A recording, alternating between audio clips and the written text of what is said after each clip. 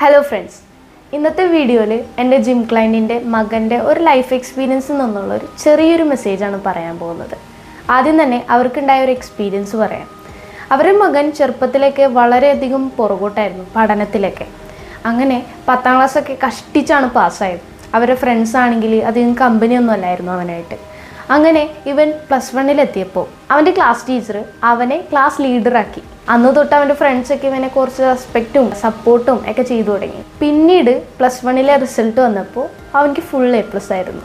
അവൻ്റെ പാരൻസ് എല്ലാവരും പെട്ടെന്ന് അതിശയപ്പെട്ടു. കാരണം 10ാം ക്ലാസ് വരെയും വളരെ കഷ്ടിച്ച് പാസ്സായ ഒരു വ്യക്തിക്ക് +1 ഫുൾ മാർക്ക് വാങ്ങുക എന്ന് പറയുന്നത് ഒരു വലിയൊരു അത്ഭുതം തന്നെയാണ്. ഇവിടെ ശരിക്കും എന്താ സംഭവിച്ചതെന്ന് വെച്ചാൽ, ക്ലാസ് ടീച്ചർ ആ കുട്ടിയെ ലീഡറാക്കിയപ്പോൾ ക്ലാസ്സിൽ പഠിക്കുന്ന എല്ലാവരും അവനെ സപ്പോർട്ട് ചെയ്യാനും കുറച്ച് റെസ്പെക്റ്റോടെയൊക്കെ കണ്ടു തുടങ്ങി.